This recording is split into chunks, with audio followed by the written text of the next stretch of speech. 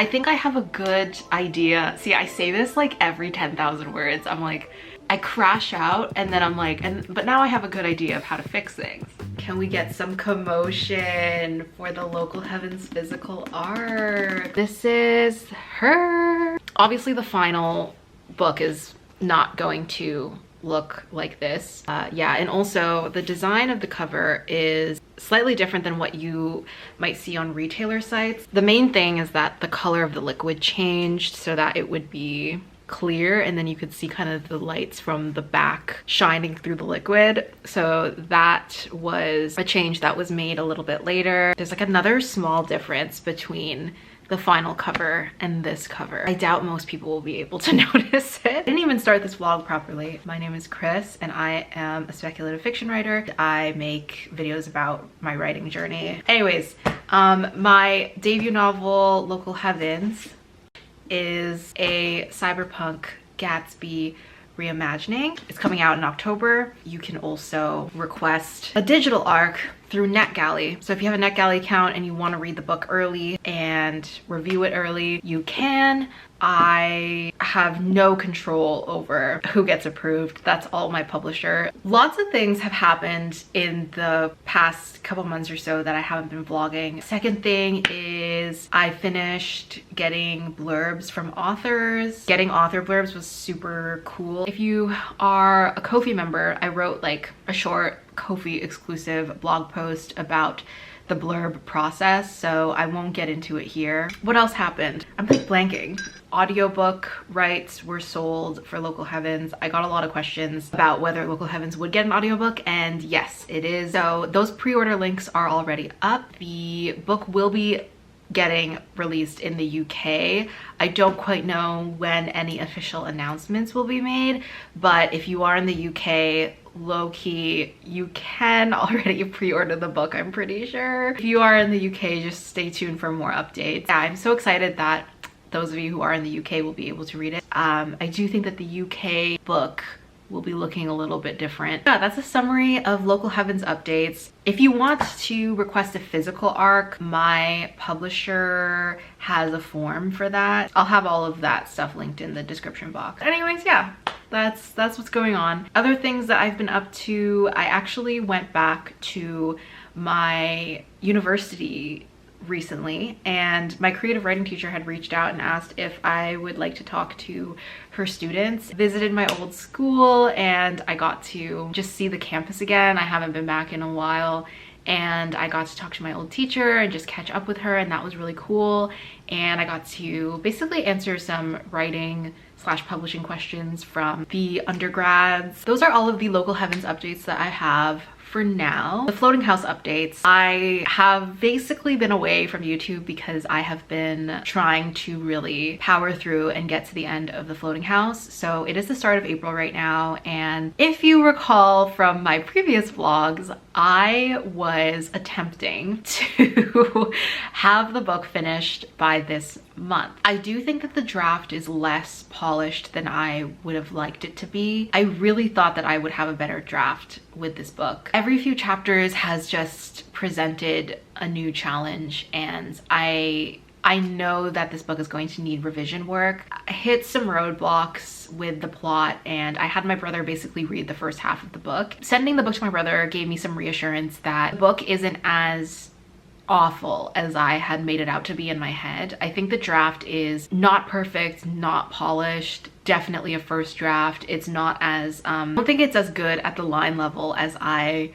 hoped it would be. I don't know. I just thought it would be better at this point. But it's also, though, just from a plot perspective, I think it's well paced. I think that's the one thing that the book has going for it, is that it's very high stakes, and it's a lot more in line with like a commercial paced book. And I think those are good things. I am at the point where I'm trying to finish character arcs, and I've really hit the climax point. I think I'm at like 93,000 words. I project that I have at least another 20 to 30K to write. I am hoping that I will be able to get through a lot of that. It's fine. I will say there's a lot of things happening as well in my personal life that has taken away from my writing. We're doing it. We're gonna get to the end of the book and I am giving myself grace. Might share snippets over on my Ko-fi. I don't really quite know yet. I think once I feel like I'm in a better place, I might be sharing some previews and behind the scenes of how the book is going. Doing a lot of content stuff this morning, but I'm gonna do a little bit of writing for the next hour, hour and a half.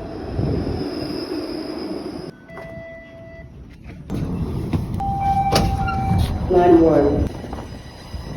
Return to the Oscar and St. George Station.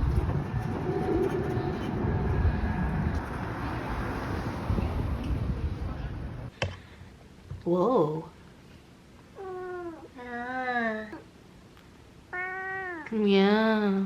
I think I might have forgotten to give some context about what I'm currently writing in the floating house. So I know that I mentioned that I'm currently writing the climax part of the book. I think I mentioned in a previous vlog that the structure of this book is that because it's so, like, I think the ramp up is just like, it's so different from Local Heavens. It's also pretty different from all of my other, like the other two books that I wrote before Local Heavens. I think it's like this entire back half of the book is just like big event after big event. I feel like I actually really struggle to write these like very plotty plot type chapters. Like anything that has exposition, I tend to thrive much more when I'm writing interiority and like the deeper, really character driven moments. I haven't had a lot of that in this back half of the book, and so it really almost feels like a writing style that it's not mine yet. Like I don't feel, I constantly have to like set myself into the voice of the work, but the voice of the work is so shaky right now. The scene that I'm writing right now, I just finished wrapping up a pretty pivotal scene for Ilario's character. That scene progresses, like it starts and it's like,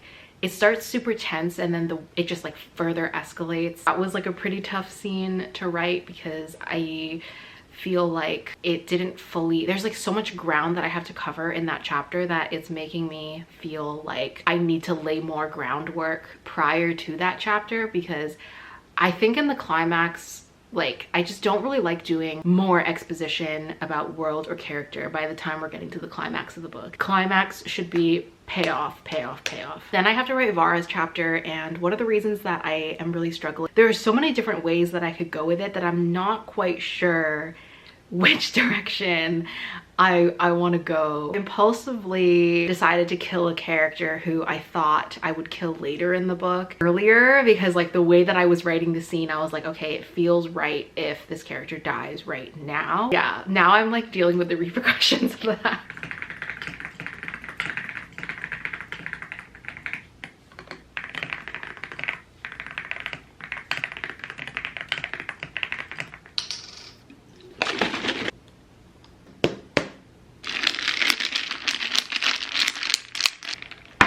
If you guys could see the state of my desk right now, it is a visual representation of where my life is at.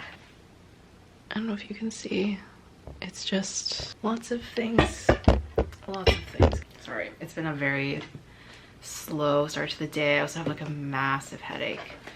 Okay, yesterday was a weird writing day. I feel like I didn't make a lot of substantial progress on the draft itself. Like I didn't do a lot of, I think I did maybe 800 words of drafting. I did spend a lot of the day figuring things out, just like brainstorming lore and world and how I want to wrap things up. Like I feel like I spent so much time thinking, but I didn't actually do a lot of writing. But I'm not too mad about it, if only because I feel like I sorted out a lot of the messy thoughts that I was having. So, oh, hey Chloe. I think I have a good idea. See, I say this like every 10,000 words. I'm like, I crash out and then I'm like, but now I have a good idea of how to fix things. Once again, trying to just get a minimum viable product. The chapter that I'm writing right now is Vara's chapter, and I do feel like Vara's chapters in general are just so much more demanding because she just gets a lot of the exposition in her chapters and I have to figure out how to explain things. Having a chapter that's like full of revelations, she's like getting all of this information, she's learning the secrets of the house, Now that she, like, after I finish writing this, she's like armed with all this information. She's gonna get plunged right back into just a really high stakes situation. And yeah, it's a really hefty chapter. So I don't really know if I need to split it up or anything like that, but I'm gonna try to figure that out today. That is the goal.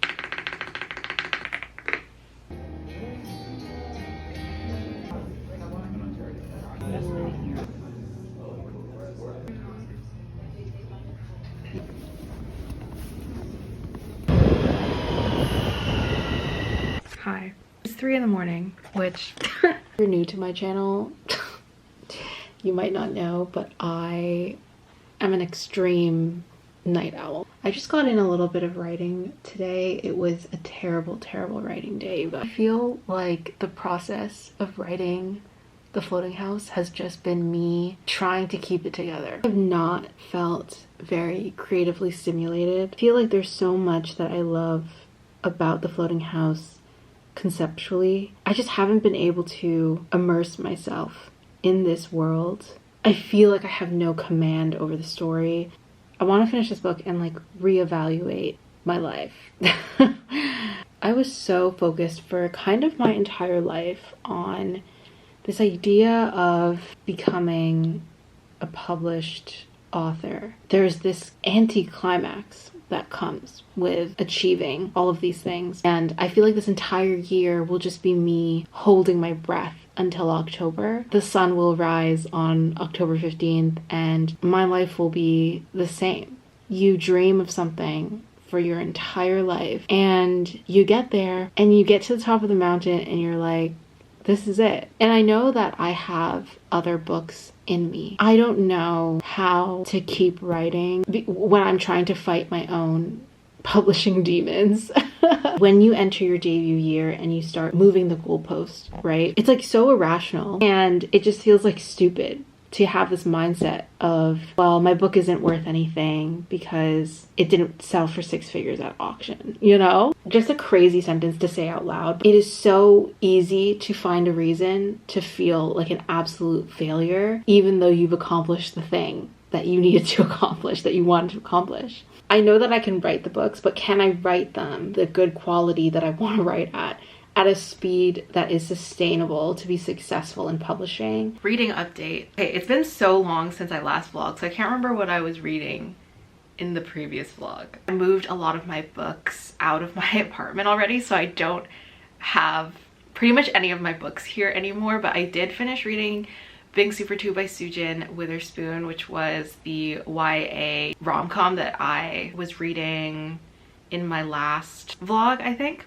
I am about halfway through To Bargain with Mortals by R.A. Basu. She's another bindery author and her book is coming out in the fall as well. Yeah, I'm about halfway through. It's a really fast-paced read. I also started reading Cry Voidbringer by Elaine Ho, and she is another Fall 2025 bindery author, and I'm really excited to get more into it. I'm only like maybe 20% in. I have heard amazing things about this book. I am really excited to get to the ending. I hear this book is really brutal and dark. I'm gonna try to make my way through as many of the bindery books as possible. Oh, and then the other book I started reading, which I'm really excited about. See, this is the fun part about becoming an author, because I got access to all of my publishers' digital art, and I also was sent The Sacred Space Between by Kaylee Reed. This is a romantasy that is coming out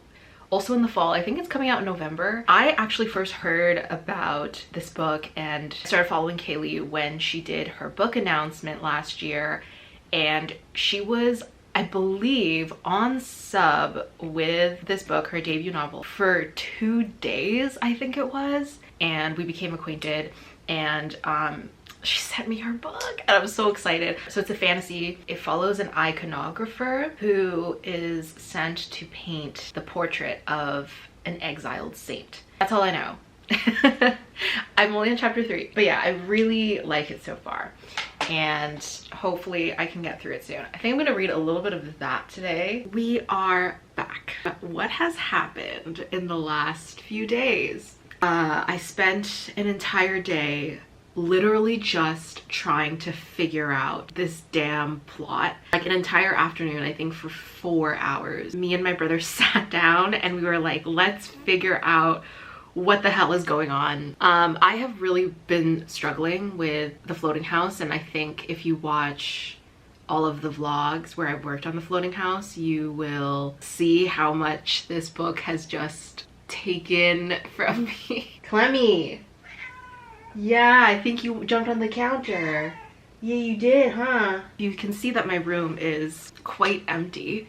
It's because I am moving and I am leaving this apartment. That's like a whole other thing. Moving is like so stressful, and I felt like I was just getting settled in this place. I don't want to leave, but there's a lot of reasons that I have to leave. Anyways, to go back to the floating house, it has really, I have just felt so unmoored like the entire time I've been writing this book. Constantly had to anchor myself to the plot and the characters. Like I've struggled to connect with the characters. I think 95,000 words in, I am connected to Ilario and Vara, but I don't feel like I have done their arcs justice yet. So a lot of the things with the world and the bigger questions in the world, that needed to be answered, and I was really struggling to figure out how to wrangle the ending together. That's why I just like sat down with my brother and we just like brainstormed ideas for 4 hours, and we finally figured out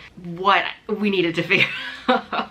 In hindsight, it's one of those things where, oh, you wish you thought of it like a year ago. A lot of the times things that seem really obvious don't become obvious until you've written a draft or several drafts. And I have had similar experiences with Local Heavens. I mean, Nick's character, a lot of the things that I thought that made Nick's character so much better in the final draft, a lot of that did not actually get revised in until after I got a book deal, really elevate the story. I'm trying to remind myself of that. It's hard.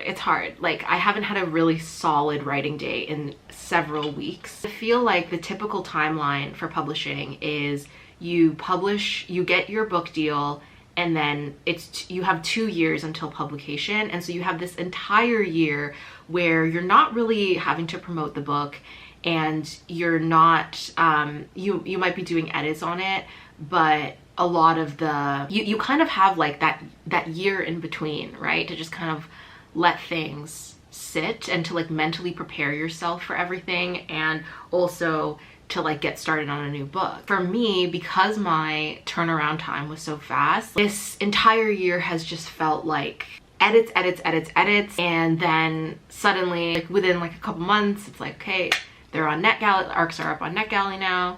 Definitely like grass is greener on the other side kind of situation. I do feel very lucky that I get to share the book faster, and especially you know, with Local Heavens being a Gatsby retelling on the centennial anniversary of The Great Gatsby. Honestly, like, I don't think that I would change those things, but a part of me wishes that I was just way better at disengaging myself, because I do think I have been like really struggling to focus this year creatively. All of this to say, I did hit a breakthrough. I hit a breakthrough in the plot and in figuring out my thoughts, and I am genuinely happy with where the floating house is conceptually. I think all of the pieces are in place. A very strong story. I just think the story that is currently on the page is not as strong as I want it to be yet. Figure out how to make the character arcs support the ideas in the book. Thank you as always for watching to the end of the video. If you want to support the channel and support my work further, I also have a Ko-fi. It's open for one-time donations and also monthly memberships. I share a lot of like news early over on Ko-fi. Publishing news I usually share in advance for Meteor tier members on Ko-fi, and for Star tier members and Meteor tier members, I usually do like exclusive, kind of like I call them mini newsletters. And my goal is, when I can wrap up the floating house, I will share some floating house snippets over there. I'll be sharing maybe some Local Heavens deleted scenes. When I get my final Local Heavens copies, I'm hoping to do Ko-fi exclusive giveaways. Thank you so much to everyone who has been supporting me over on Ko-fi. It means a lot. That's it for this video. Bye. I'll see you guys in the next video.